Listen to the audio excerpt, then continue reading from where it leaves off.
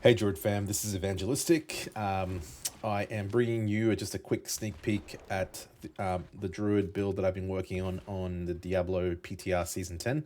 I'm calling this the Lightning Burst Druid.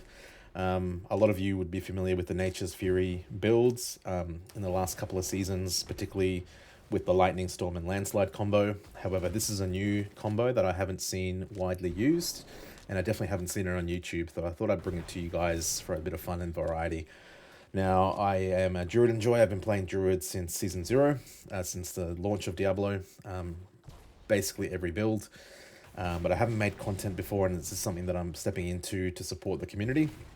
I did want to give a heads up to Zyol, a shout out to Zyol, because he's a great and positive influence in the community. He has lots of great content. So if you're after high level, very fun meta and off meta builds, definitely go visit Zyol's YouTube channel.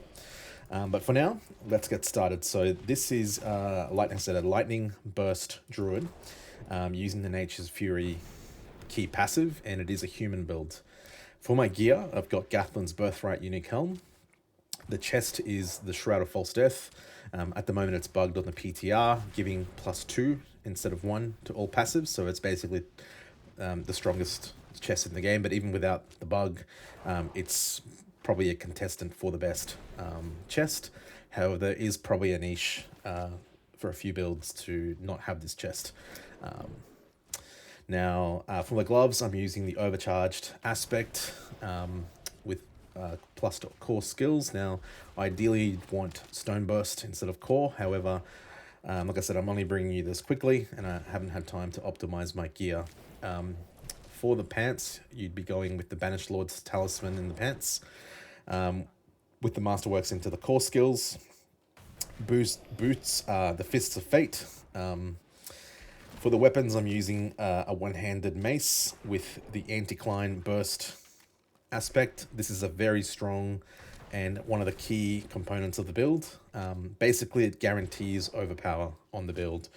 Because we're proccing Stone Burst and not actually casting it, every single time it procs, it does go to the maximum size without us having to channel. So you can actually move around while it channels, and every single time it will be a guaranteed overpower. So this build is leaning heavily into overpower, which is why I've chosen the mace with the implicit into overpower, the overpower stat, and masterwork into overpower as well. For the offhand, I'm using the standard Stone of Vehement, which is the unique druid offhand totem for Stone Burst. Ideally, you'd want a GA into Stone Burst with max into Stone Burst. Now, we don't have Masterworks into the double cast because it doesn't work with Nature's Fury. So that's the reason why I haven't done that. For the amulet, I've got a legendary amulet with natural balance, and this really is a very strong aspect for the Nature's Fury because it gives us 22.5% chance to crit, and as well as 105 damage multiplier. So it's one of the strongest aspects all around for the Druid. I've got that in the amulet slot, and I've got Retaliation on the ring and Starless Skies.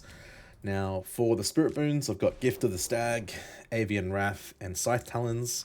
That's to max out my crit at 100%. However, if you did have better gear, you'd probably put into Swooping Attacks for the attack speed. Energize as well for the Restoration of Spirit, and then Calm Before the Storm to reset our Petrify. For the skill tree, it's a little bit unique, and I thought I'd give a little bit of an explanation around my single point and claw and maul. And that's just based on the new Chaos perks in Season 10. So Wild Transformation says, whenever you turn into a werewolf, you automatically cast Bloodhowl with an additional 20% X critical strike damage bonus. Whenever you go into Werebear, you cast Debilitating Roar. And Human gives you 20% attack speed as well as Cyclone Armor. Now, we make full use of this Chaos perk in this build because by cycling through Claw and Maul, we have 100% uptime on Bloodhowl, Debilitating Roar, as well as Cyclone Armor. And Cyclone Armor is actually, through our skill tree, a damage multiplier, 15x damage multiplier. So I will get to that in a little bit, but For the core skills, I'm maxing Stone Burst with Enhanced Stone Burst and Raging Stone Burst. 1 point into Lightning Storm with Enhanced Lightning Storm and 1 into Primal Lightning Storm, and that's purely because of the Immobilize chance working very well with our other synergies in the build. Maxed out Wild Impulses. Now here, we spend quite a lot of points, and I'll explain the rationale here. We've got 1 point into Earthen Bulwark with Enhanced, and that's for the Unstoppable. We have Innate Cyclone Armor because of the 15% X damage multiplier. Again, it's 100% uptime on this build. I've got Preserving Blood Howl for the 15% attack speed for 4 seconds, which is 100% uptime as well. We don't use this one because we don't stay in werewolf form, so it's not very good in the human build. And we have 1 point into Innate Debilitating Roar, and that's a 25% X damage multiplier, which is 100% uptime in this build as well through Maul, because every time we cast Maul, we're casting Debilitating Roar, and it does get affected by the Innate. So it's really good and cheap way to get extra multipliers. Backlash as well, maxed out for the damage multiplier. For our companion tree here, we've maxed out Humanity, maxed out Nature's Reach and Feral Aptitude. And in the Wrath section here, we've got Crushing Earth maxed and Stone Guard, as well as 1 point into Neurotoxin and maxed out in Venom. In our ultimate tree, we use Petrify for our ultimate of choice, and that's for the damage multiplier, as well as the stun and the reset of all of our cooldowns as well. We use Defiance.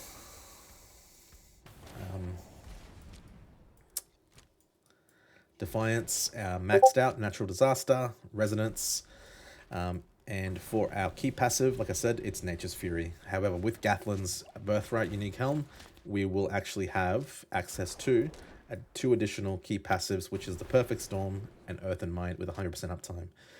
And this build is really centered around maximizing multipliers for the entire Druid. For my Chaos perks, I'm using at the moment Brawn over Brains, Overabundance, Wild Transformations, and Crazy Brew. However, if you wanted to play around, I have been playing around with a Beast Cornered, which is actually more damage. However, in higher pits, it becomes an issue where you get one-tapped if you're very low life. However, it is the highest damage that you can get. I haven't worked out a way yet to make it survivable, but I will be continuing to test. For now, I am using the Brawn over Brains, and this is mainly for the 100x overpower multiplier. And again, like I said, we have a 100% chance to overpower on our Stone Burst, so this is a very high-end multiplier, very strong for our build. For our Paragon, it's fairly standard. We've used the human glyph. In our next board, we've got Thunderstruck with the Earth and Sky glyph. We've got Outmatch in the Earthen Devastation board. We've got the Sinister Tendrils board with Dominate, and this is an overpower glyph, one of the strongest in the game. And again, with 100% overpower, it's extremely strong in our build. And then finally, we have Heightened Malice with Spirit glyph. I have tested a few different variants. I'm finding this one to be the most stable. However, I haven't optimized the Paragon board, but I'll show you quickly just the damage potential of this build.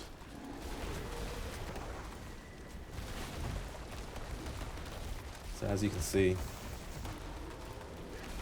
it's about 10 trillion at the moment. Sorry, one quadrillion at the moment.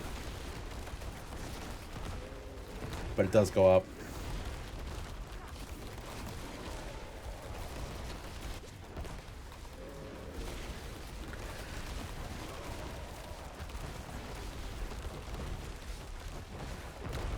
That was a 9 quadrillion, 11.